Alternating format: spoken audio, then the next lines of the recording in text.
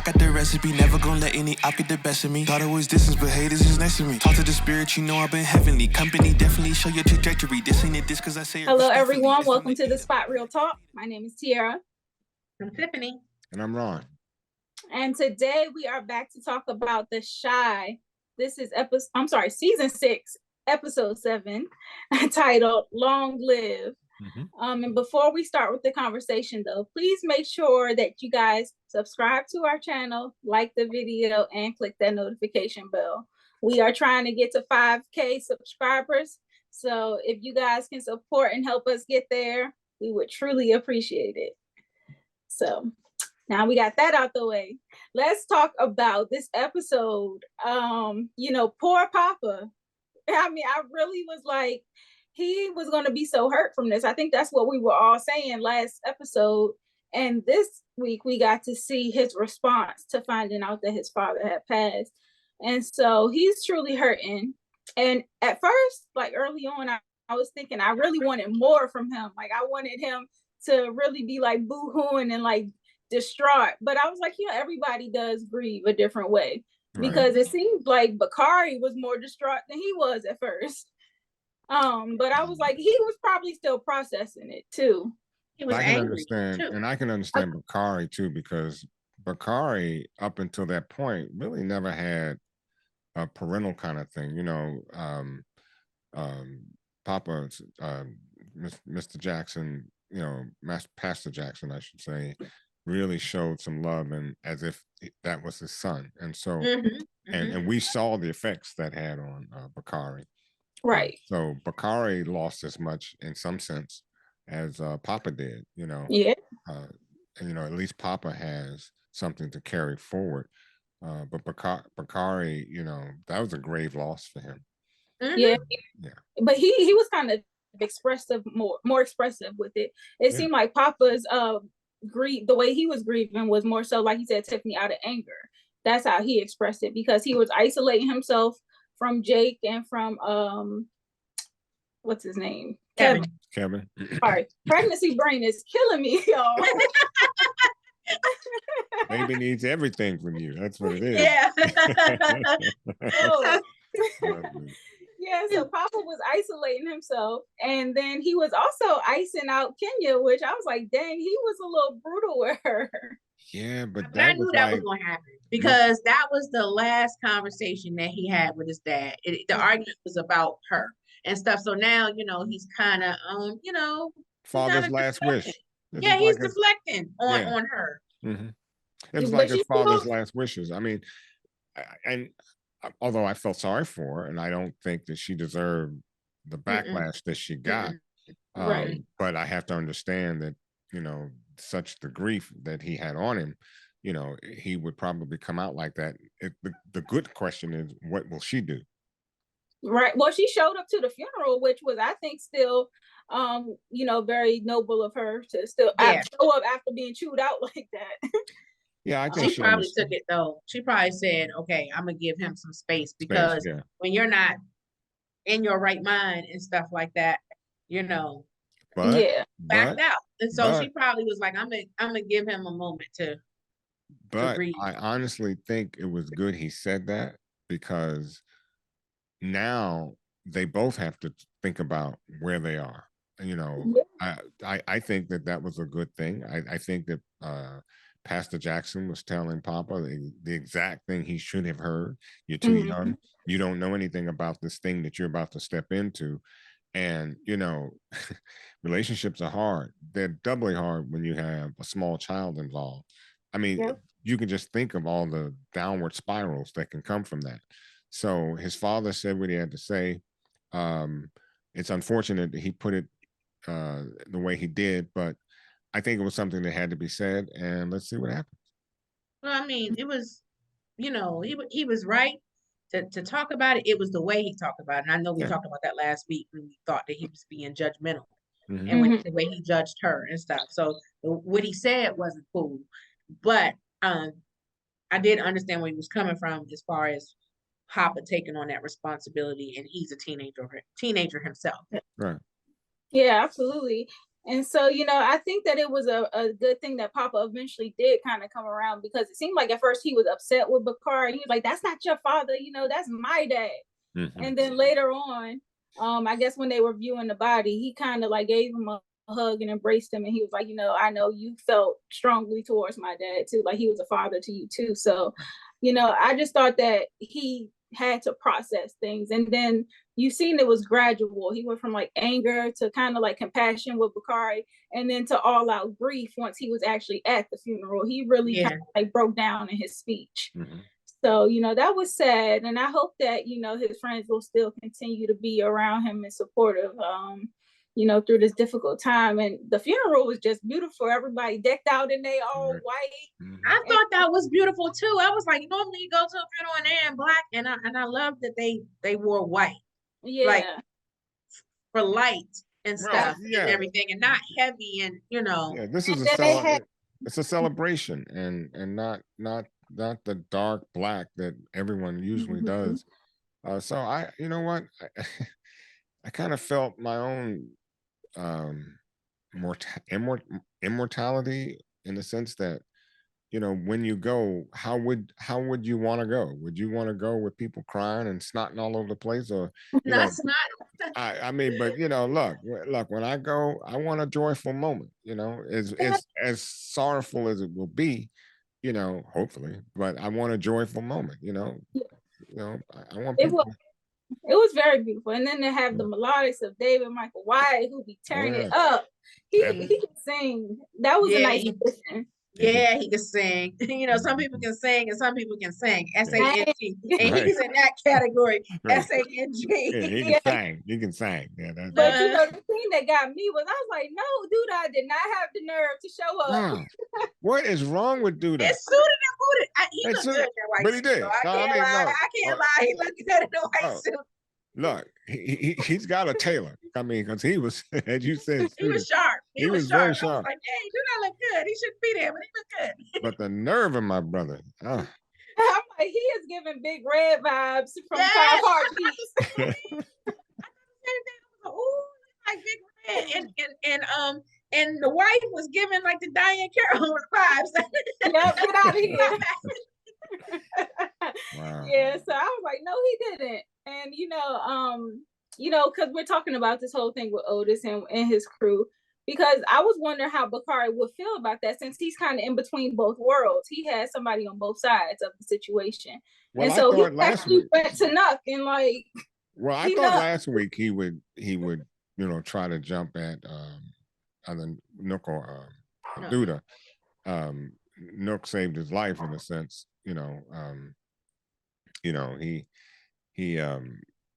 He was able to, say, hey, calm down. You don't want this, because you do me, you're going to get done behind it. So, but somebody's got to take out Nook. I'm not feeling Nook anymore. I'm sorry. And then we know what happened with Nook and girlfriend. Keisha.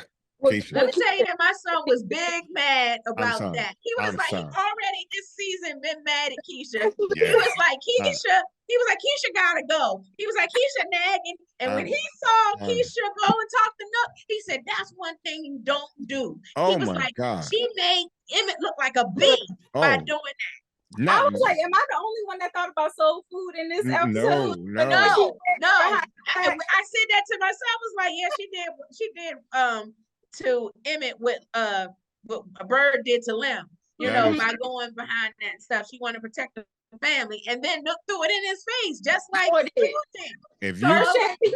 when you talk about code and what you don't do, that right there is number one. That's really number 1, 2, and 3. Okay. And you seen Emmett checked her about it. It was so funny because he was checking her, but then when the people was watching, they put on a good face for the public. So I was like, they got some trouble coming their way. Yeah, that's straight up trouble. Because if I were Emmett, I think I had to bounce. I'm gonna tell you. I mean, I understand your fear. I understand how you felt about what Emmett was doing, and don't get me wrong, Emmett is straight up wrong.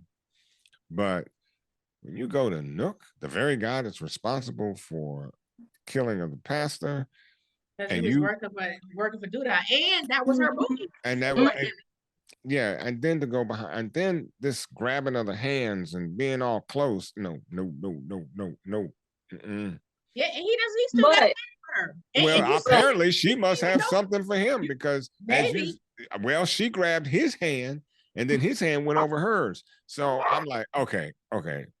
You see what Douda said though? He was just like, I can see your weakness a mile away. When he was teaching them chess, I was like, he said sometimes you gotta hurt. He said sometimes you gotta hurt the ones you love.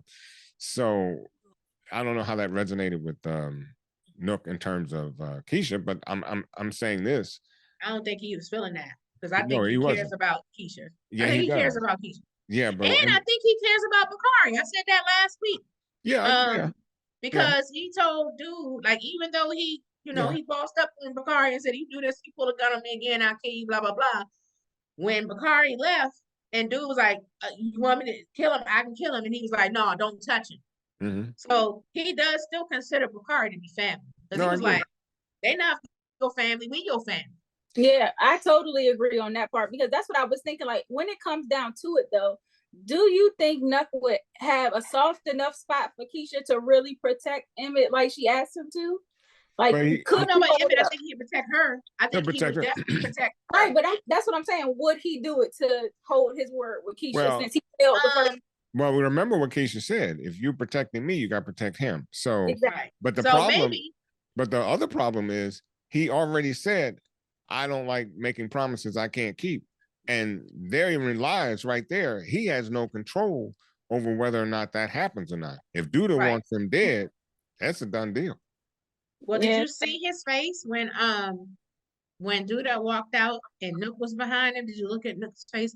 Nook looked sad. He looked sad. You can see like remorse on his face. I was like, okay. I said, I see a little something in Nook's face as he's walking out the door behind Douda. So I think he probably went in there and saw all those people and grieving people and stuff. And I think something hit him. Yeah. And I think you don't much have to worry about Nuck as much as you have to worry about that new dude that they brought in. Because I think that guy is very cutthroat. Like, he was like, you sure you don't want me to kill him right now? Yeah, he has. Like, he's just too trigger happy. Well, I think he wants to prove himself. I think he's anxious to be like. I think he sees that Nook is Douda's right hand, and I think he want to be the right hand. And not only that, he's not linked. He's not linked to any of them. Nook is linked to Keisha, so so there's no loss for him. He can care less, but he better stand down because I'm gonna tell you right now, if he did anything to harm Keisha, he's not going to be on this earth very long because Nook will take him out. Yeah. Well, I kind of want to talk a little bit too about somebody else that was affected by this whole situation too, and that was Shad, because he got caught with the guns this week. And Shad was like, look, y'all getting me in trouble with my lady. I gotta get these guns up out of here now. So, but before we talk about that, I want to know what you guys thought about Deja's response to that, because he technically did protect the household. Like, if he didn't have those guns, could things have gone much worse? They could have, but I think she is not about that life. We saw Deja with her family and stuff last season and everything, and she's just not about that life. So I think she was just like, you brought guns and stuff in my house, and I don't want that lifestyle around me. It's like, you stood tall to protect me at the same time. Like, you don't have no appreciation for the fact that he kind of just saved your life, saved your house. You see her response. She didn't even think about that. She just like. But that's where I drew the line with her, because of the fact that, who knows what that person would have done had he not had a gun to protect him. You don't know what he was there for. Could have been just a simple robbery, burglary, but we don't know. And the fact that he had a weapon, so I'm split between what she said. She never. I guess what bothered me the most about it is that she didn't acknowledge the fact that he was there to protect. Thank you. He didn't do that. I mean, she didn't do that, and that's what really rubbed me. yeah, hey, congrats. I'm glad you were here, blah, blah, blah, but the guns got to go. Instead of that, she's like, get the guns out of the house tonight. I don't care what your circumstances are, get it out tonight or don't come back in that regard. Yeah, really? it was like a complete overlook of like the fact that he came to the rescue, and it's like he already been taking hits to his manhood, financially. That's another one. And so like to make him take a hit to his ego, like he just protected the house and he still don't get no kudos. I'm like, dang, Shy got it bad. Their days are numbered. Their days are numbered. He gonna be out of the house one day. Well, and never mind to the fact he's still out there. She was like, is there anything else? She don't even know about him working at the little chop shop and doing the stuff with Douda on the side for the money with the cars. So I was like, their days are numbered. On the rock.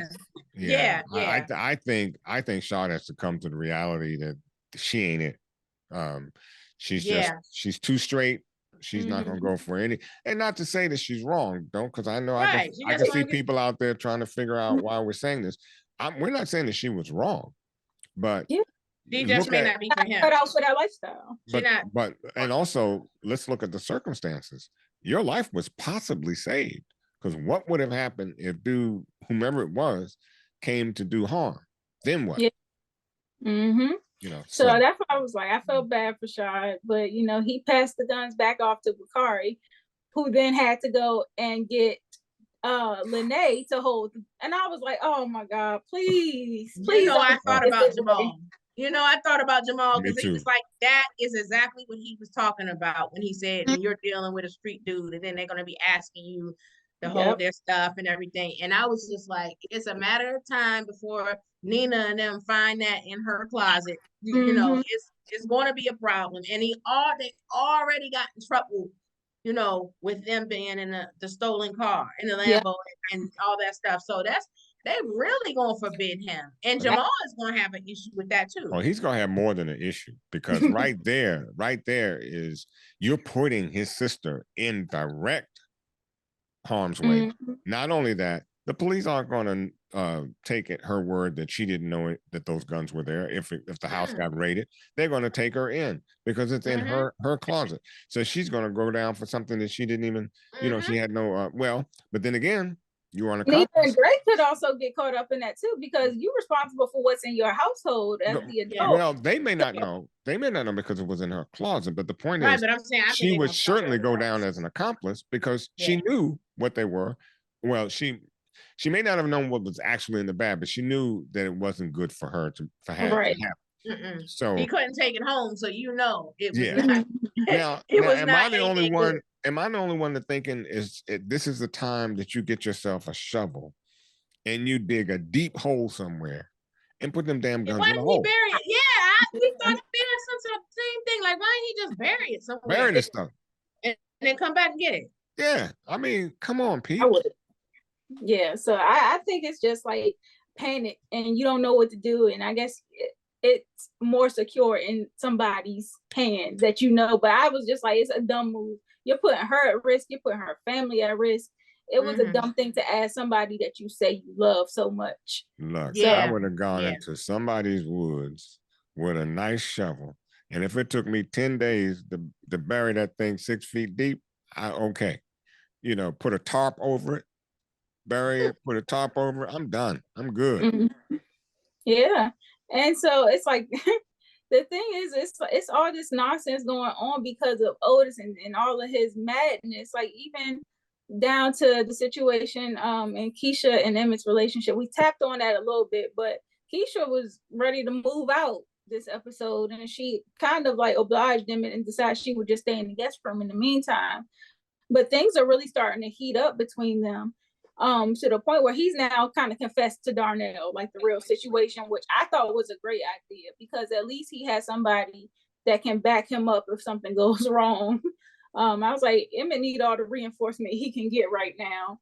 Well, what about Keisha, and even to help him try to like buy himself out. So I thought that was good. But yeah, Keisha got a lot of stuff underlying going on with her that was brought out through these therapy sessions. But I want to say, was she correct in trying to leave? I mean, he's working for Douda. You got the house under Douda. And now, if you pardon my expression, shit hit the fan and you're ready to duck. It came out in therapy though, what her thinking is. But she told him from jump that she didn't want him dealing with Douda. Yes. Like, so she went along with it, but she told him. Why accept the house? Because you know it came from Douda. Why? Right. My whole point is, either you're all. But here's the thing: you're either all in or all out. You can't be both. You know. And I'm not saying she's wrong, but my point is, if you're going to be in, be in. If you're going to be out, be out. Because you're sending Emmett's mixed messages. So we know where Emmett. We know where he wants to be, but we know where he is at the particular moment in time. When he came to you about that house, and you knew that it was coming from Douda, you should have said absolutely not. But I completely agree with what you're saying right now. But I also want to hold Emmett accountable a little bit. Oh, definitely, a lot of bit. Yes. Yeah, I mean, he's the one that put her there, but.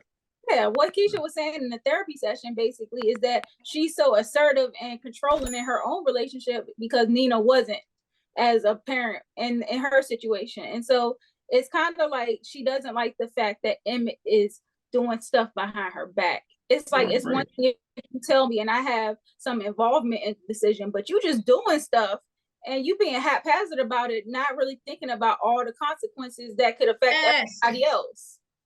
And listen, let's think about this. It's not like there should be no surprise with Emmett about Douda because Brandon is dead, number one, and he used to work with Brandon on the food truck.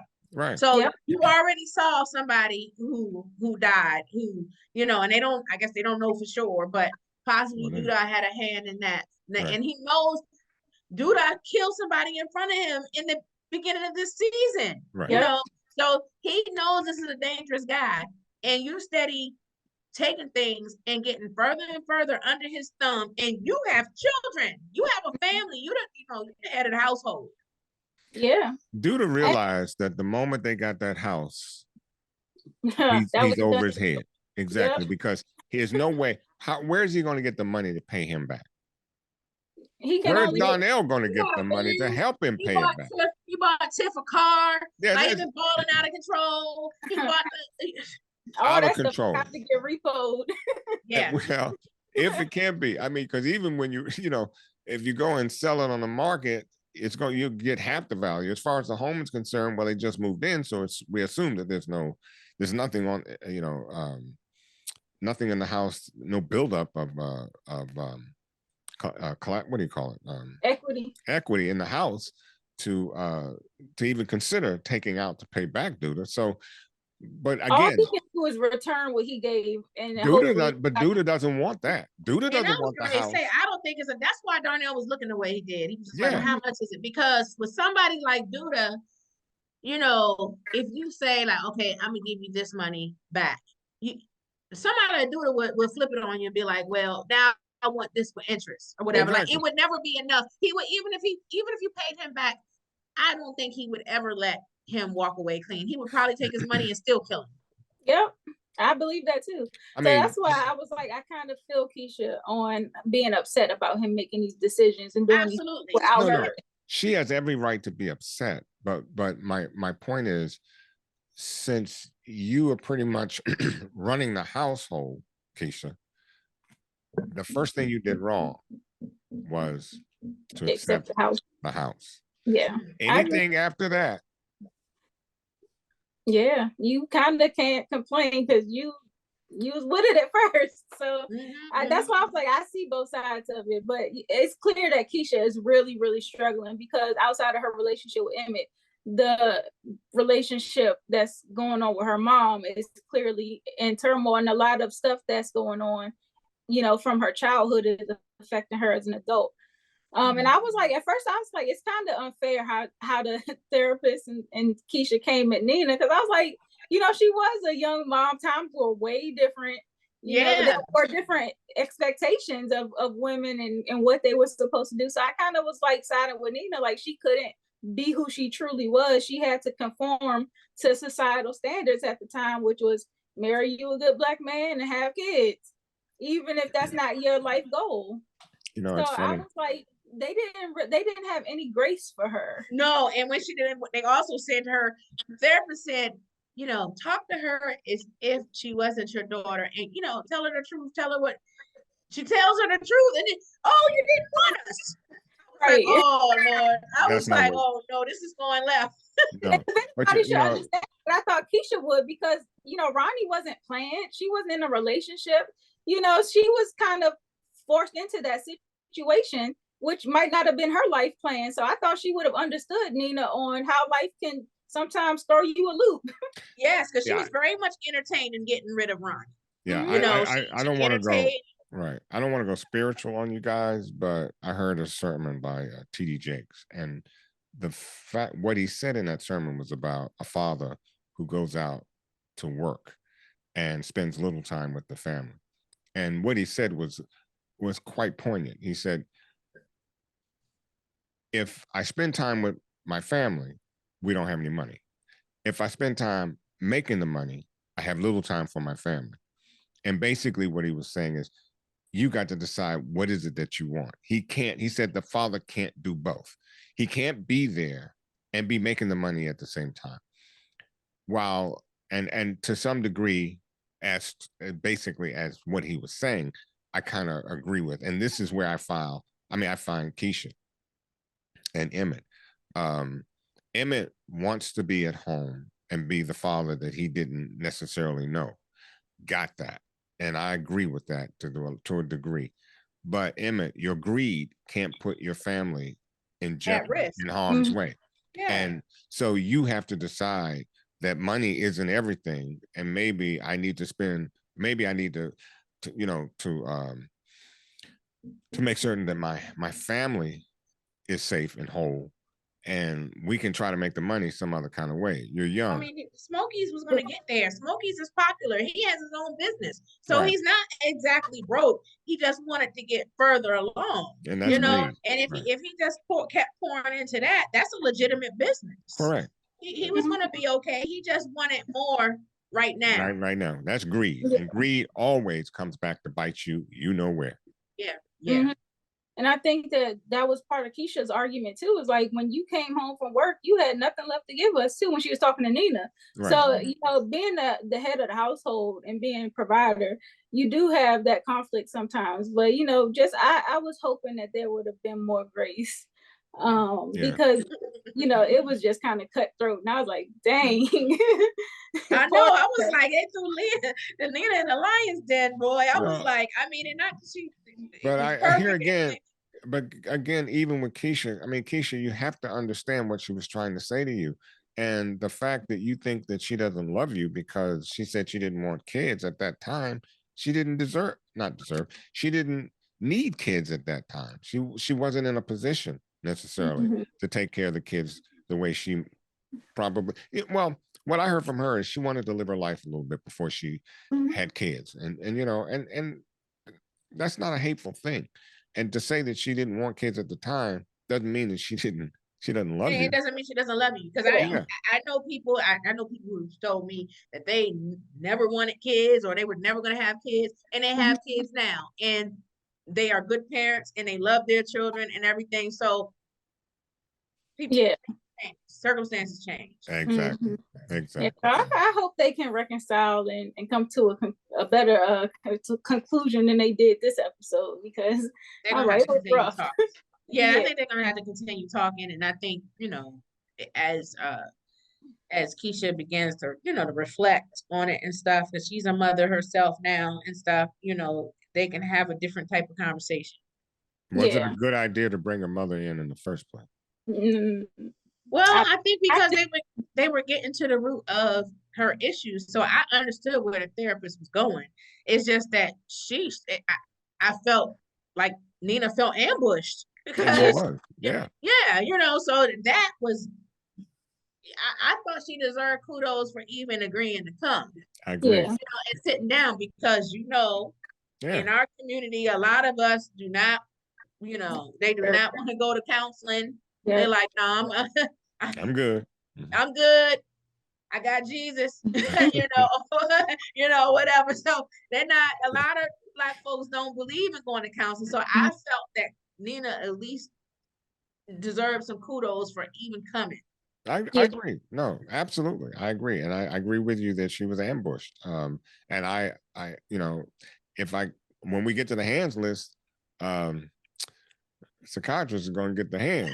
You're going to get the psychiatrist. Yes, I am. She's going to get the hands, as far as I'm concerned. Listen, I was looking at that psychiatrist when Keisha said that he brought something in a home that could be dangerous. Dangerous, yeah. She was like, "Oh, really?" I was like, "Oh," I said, "Psychiatrist Gray snitch." Because I was telling my son, I was like, a lot of times those sessions are confidential. But when it comes to if they feel like somebody else is going to be harmed, or if the patient is going to harm themselves, then they have the right to break confidentiality. So when she said that, oh really? I was like, oh Lord. I was like, too much. Keisha is running her mouth, and the psychiatrist gonna get them hemmed up. Yeah, boy. That's so. Like I said, she getting the hands from me. So just remember that. All right. Well, I want to move on and talk about Vic now, because Vic had a lot going on in his household as well. He decided that he would come clean with Jake and kind of fill him in on what's going on in his life. With Jake's advice to the whole situation was to, keep your mouth shut. You are more beneficial to the community outside of jail than in. So I was like, but is Jake gonna have a slip up? Can he keep that to himself, or will Jake be the one that goes after Douda at some point? If he sees something, he peeps it, and he's aware of what's going on now. So clearly, he may want to defend his brother. This is funny because me and my son had a back and forth about this, because I was kind of on Vic's side as to why he didn't tell him. I said to him, I was like, he's a kid. This is kind of heavy. And my son was like, Mom, he came up under Reg. He's already seen a lot. This ain't a normal kid. Like he right. said, right. You acting like he ain't seen this. And I was like, that's true. He said he probably already know what's up. Well, and so when Vic started explaining, when Jake started basically laying out what happened, my son looked at me and said, see? He said, that's why he was like, you might as well tell him, because he knows. My only concern with that, I think it was the right thing to do. On one hand, I think it was the right thing to do to tell Jake. And it was, I'm glad that Jake understood completely what was going on. My only thing is Jake is 17, 18, whatever he is, 17, 18. Will he tell his friends? It's that old thing. Everybody got the best friend who they'll tell everything to. and then that person has a best friend that they tell everything to. And the next thing you know, it's all in the street. Yeah, and that's what I was saying. Either it's that, or he tries to take matters into his own hands at some point. And I was like, you don't really want to put him in the crossfire either. So, that's why I was like, I think Jake is definitely mature enough to handle the information. Yeah, like you said, he's seen a lot. A couple of seasons ago, I would have thought that about Jake. Right now, I didn't read from him that he would do something stupid like that. But my thing is just, when Vic said, don't tell a soul, you're going to keep that, I think he would. I think so. I don't know. To protect his brother. Yeah, to protect his brother. I think so. Because he sees that the stakes are high in this situation. This ain't nothing at all. But Vic also talked to Fatima's friends about taking it seriously with her, and Fatima has done a lot for Vic, in terms of helping him be who he truly is, and even like just revamping the house, like small stuff like that makes it feel like a home. I think Vic really appreciates that, and that's why he wants to start a family with her. But her friends, like, they kind of was tripping. I'm not feeling Fatima's friends. One of them was kind of supportive, but the one that said that she was the mother, she seemed like she was a little unfair with Vic, because I feel like he's kind of proven himself that he truly loves and cares for Fatima, even enough so to ask for their input. But she was like, oh, what, you got a side chick hidden somewhere? That was like, oh Lord. Well, like she said, her relationship failed, and I can understand why. So, because I'm kind of I'm riding with Fatima. I mean, she has done a lot for Vic. And when he came home and saw that house laid out, food out on the table or whatever, the table spread, yeah, I can understand what he felt. And Vic is ready to, he's been ready to settle down since the one that got Monty, away. yeah, because exactly. I was saying Monty was holding down too. Monty held him down too. Right. And so, yeah, I thought he was going to pop the question, Right. They came very close to it. Well, he did. She said no. Well, no. Amani did. No, I'm talking about Fatima when he came home and, I thought he would actually pop the question because it was like when he saw the house, it was like what I saw in his face was, okay, this is it. This is what I want. Mm-hmm. And she was there. She rocked with him the whole time. She's there. She did it. And it just seemed to me that would have been a proper, a good time to say, hey, will you marry? Mm-hmm. She seems like she still apprehensive. Like she was like, we can keep talking about it. She ain't say yes. Right. She said yes. She said, well, let's keep talking about it. And well, I think all that he has going on with this case is She was like, what about the feds? Which rightfully so. I think any of us would have asked that question too. Or could it be very personal as to who she is and whether or not she feels comfortable enough or able enough to handle that? And that's what I got from her. I don't know about you, but what I got from her is the reason she would not have said yes at that time. There's still something in her that she has to overcome, and it's personal. Yeah. So that's what I thought. I had a question about Fatima because I was like, is she still doing her reporting and whatnot, or has she kind of put that to the side completely? Because I think she said in one of the episodes that she was freelance. Yeah, she was freelance. So I think she's still doing it. I think in freelance you're working for different papers and things like that. Right. Doing different writing assignments, and you don't have to necessarily go into an office or whatever. You can do that from anywhere. So I was just thinking though, there's been a lot of hot stories that she could cover, like even the community violence and stuff like that that's been going on. And I was wondering, could that be a way to get Otis too, is to rally community support through her articles and through her publications on what's going on in the community. But, that was just a thought. Well, again, her editor would have a lot to say about that. Maybe not. But, her beat might have changed too. Maybe she's covering another beat. So it's hard to say. It's just that we haven't seen that side of her lately. So it seems like she just been in the background supporting Vic. Right. She doesn't seem like a firecracker though. Like she liked to get down to the nitty gritty and maybe uncover some stuff. So I was like, well, maybe she could help with this case and help take Otis down too somehow. And I don't know if Vic would want that because that means she has to get too close. Yeah, that's true. Yeah, I think so because that's almost like snitching. I mean, I think that. Yeah, I think it would be that might put her in harm's way. I think it's gonna have to be like I said before, a community thing. Yeah. Like they're gonna have to take Douda down. I think they're gonna have to solicit some help from the inside. I can tell you one thing: when Douda goes, don't even show up to anybody's door if you're a police officer, because you ain't gonna get jacked. Yeah. You can threaten to put the whole neighborhood in jail. They're gonna peacefully go.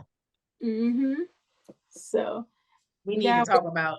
Oh, go ahead. I was about to say, because I was going to say the last two that we need to talk about is Maisha and Gemma. Yep. Because it's trouble in paradise there. They have a very rocky friendship and work relationship. And that was very apparent with that little diss track that Maisha was spitting. And I was like, she was taking shots. She did take shots. But I like it. Gemma came 20 minutes late. I like it. Her session. I like it. You like what? Those I like that spit she was doing. Those shots she took, I like it. Well, she was right on. We know Genesis can spit for real. Exactly. Exactly. Her pen work for real. Exactly. Yeah, I mean, and Gemma did say she needed something more street from her, remember? So he gave it to her. That's what I'm saying. But it might not be what she wanted though, because it's like when you I get that Gemma has been late and expressing interest in another artist, Bakari's sister or whatever. But Gemma made some points too. She was like, you know, Bakari's sister is also further along than you are. She actually has the EP all ready to go. So I think that this could put a fire under Maisha. I think this is good for her career. But it's still competition. It's still business, and you should have never had those two in such a place where you couldn't serve both. You do Bakari's sister one day or 1 week, and you take care of people have multiple clients. You gotta service them. Exactly. You gotta service them all. You gotta service them all. Right. And give them you can't make them feel like one is getting better. One inferior and one superior. You can't do that. You can't do that. No, you can't do that at all. So that's where I had Gemma on the hands list, because I'm like, Gemma. Listen, Gemma can be caught up in a lot. What's the word? Entanglement. Triangle. Right. She gonna get caught up in entanglement. I'm telling you. You heard Jake. You heard Jake. Like y'all said last week. Oh, it's just about business. You think that you think that might Yes. Really? I think she's curious. You think that? Yeah. Okay. I think she's curious. I think she's curious. I think it is about business. It is about business too. But I think I saw a little moment, and I think that's why Jake said something, because he felt it too. He felt it too. That's why he said something to her, like, he sounds jealous. And even Gemma said, like, she was like, "Are you saying this about Maisha or because you're jealous?" So why would she say that to him? He peeped something too, and that's why he slid over there and put his arm around her and everything. And I think, yes, she wants to have somebody else on her roster. Yes, Bakari's sister is dope. And I found out that that's his sister in real life. Yeah. And they look just alike. Dang, when I saw their face, I'm like, dang, she does look just like him. But I think Gemma is curious. Wow. I'm not saying it won't happen, because I can see it. But I would just hope that Gemma has learned her lesson with the homie hopping. I don't think because she's young, she's still like she wanted. Yeah. That's too close to home, Gemma. We'll bookmark this here. We'll bookmark this here, and when we have another conversation, y'all tell me what y'all think. I am not going to say what I'm thinking, so it's going to be parked right here. I'm just saying, I do. I think she's curious. Well, what I do know is that Gemma and Maisha need to figure something out. I think that they should part ways as work buddies and so just stay friends. Yeah, because their relationship as friends is really about to deteriorate if they continue any further. Well, so Gemma's got to take it down a notch. I mean, she wants to be this big time producer, manager. I get that, and I know it's a hard life out there, and you got to take whatever advantages that you can get when you get them. I get it, but you can't mistreat your client, Gemma. No, you can't. You just can't do that. So you can't mistreat your client. So right then and there, it might be to their advantage to part ways. Mm-hmm. Yeah, mm-hmm. And she's under a deadline. Gemma is also on a deadline because you see, her father is breathing down her neck. Like, you better hurry up, or you're gonna be in college right now. Yeah. Yeah. So I hope they can get it together. But this was a really good episode. I'm still like, I'm stuck on how, the funeral went, and I'm just still worried for Papa and his future. I hope he doesn't spiral out of control. I'm worried for a lot of them. I'm worried for a lot of them. That's something that that my son and I were talking about, that I worry about. I'm like, please don't let that happen.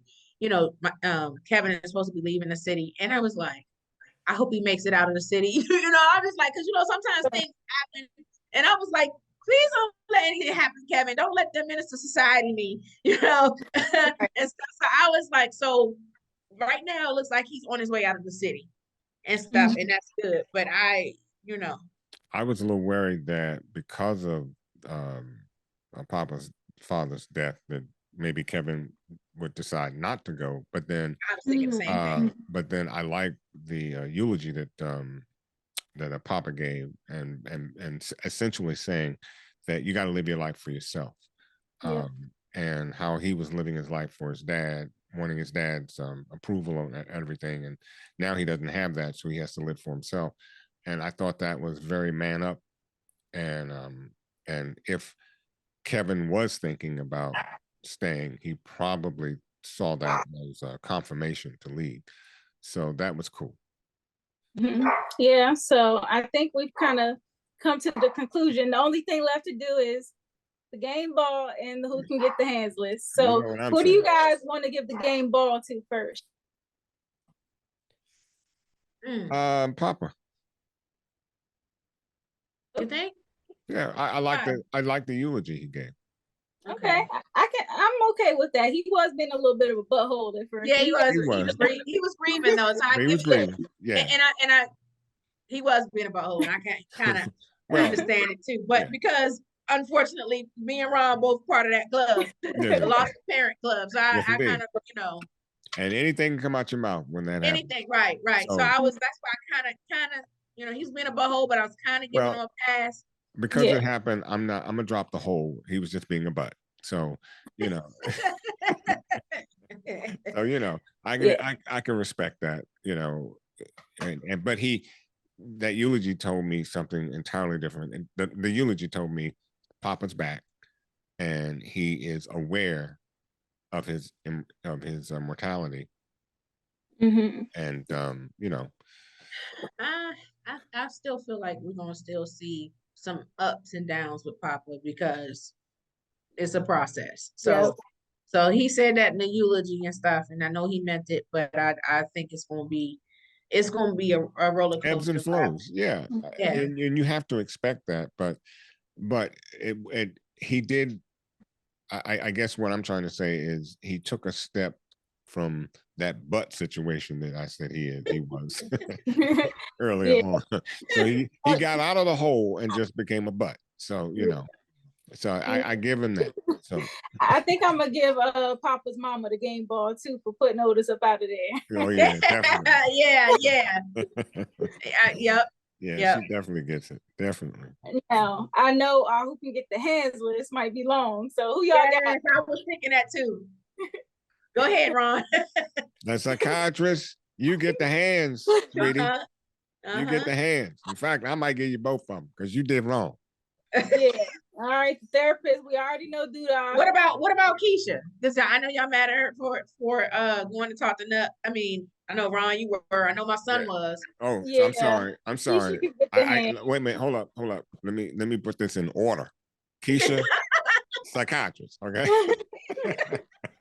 Yeah, Keisha first. That was a violation. Yeah, it was. I was like, "Ooh, Keisha, you don't do that." Because it's gonna come back to your man. And who did it come back from? Oh, and he meant for it. No, couldn't wait to tell him. Couldn't wait. Wait. Yeah, I think you guys also put Gemma on who can get the hands list. Yep. Yeah. Gemma too. It's all Gemma about too. business, Gemma. You can't mistreat your clients now. Can't do that. What about Deja? Y'all think I was about to say she my honorable mention. She up there. I was upset with Deja. I was like, dang, Shad is trying. Yeah, I guess the honorable mention, but she's so straight. I wouldn't expect any much else of her. She came from her background. The whole point that she took Shad in the first place, I gave her much kudos for. Because she didn't grow up in that. Yeah, that's true. Right. So while I'll take your honorable mention with the hands list with her. I think she earned the honorable mention. I think so too. That sounds like. Yeah, I think she earned that honorable mention. She did. All right, I'm good with that. Cool. Well, this was a great episode. I'm looking forward to seeing what they got for us next week because that's going to be the last episode before this hiatus they go on. Yeah. And we won't get any more episodes until after the strike, whenever that is. Oh my God. Yeah. So who knows when we're gonna have the ending of this season and how many episodes it's gonna be and what's gonna happen. So it's like we got a lot to hold out for. And I'm just wondering if they're gonna leave us on a cliffhanger next week. Where are we gonna be at by next week? So we got some stuff to look forward to. But I have definitely enjoyed where they've taken us so far in these 7 episodes. It's been so good. It has been must-see TV for sure. It definitely. I think it's the best season so far. And like you, I'm hoping that we can resolve this strike, because there's some good stuff coming our way with the Shy. So please, I hope they found some scripts somewhere in somebody's vent that that we can, come out and maybe get. I don't even think that's the problem. That ain't the problem. They need it ain't like a material. They need to pay these folks. Okay, let's just maybe they can get together in the middle of the night and just shoot something real quick. Some episodes, something. Give me something. I don't want to leave this situation like this. Please drop a trailer for the remainder. Yeah, right? Please give me something. Well, I guess it's what they say. As long as you got something to look forward to, you'll never be bored. Right. So, I'm absolutely pleased with how things are turning out with the Shy. So continue to support the show. Please make sure you support our channel as well by clicking that notification bell, subscribe to our channel, and like the video. We're trying to get to 5K. So like I said, y'all can help us out in getting there. Also, we are on all social media platforms. You can follow us at The Spot Real Talk. And also be sure to check out some of our interviews that we have in our interview tab. We've interviewed with several cast members from The Shy: Jason Weaver, Judea Brown, Genesis Hale. We've also talked to Lena Waithe before. So, we got a ton of good stuff in that interview section. So check that out. Tiff, Ron, y'all got anything else to add before we close out? And just mentioning the other interviews, because they interviewed Sierra Shooter Glad, and she's a director, and she's worked with Lena. She's worked on The Shy, she's worked on 20s and a lot of things. And even a week or so ago, we interviewed Derek Big Tank Thornton, and he's done music for The Shy and Power Force and several other shows, and worked with a lot of major recording artists, including Christina Aguilera and Rihanna. So check out our interviews. And the playlist too. The Sierra God interview is actually going to drop. Like, that's the most recent one. Yeah. So check that one out. And check out the playlist too, because there's some goodies in there. And just check us out all together. I mean, keep us at the top of your thoughts, your minds. I mean, your social media, because we're all over the place. Come on now. So I think that kind of sums up all we got for you guys. We appreciate your viewership, and please make sure you are back here next week for the last episode that we're gonna get before they go on break. Please be with us. I'm sure we'll have a lot to say. I guess on that note, we're gonna call it a night, and we'll see you next time. All right, y'all. Bye. I remember, I don't forget, bitch, I'm everywhere in town. Think about the ways to get my bread up. Trying to see the train we was up. I got no resentment, no vendetta. Yeah, she told me up because I let her. Bet I eat that bar like it's a setup. Pussy dripping down, I know stilettos. I don't want the silence.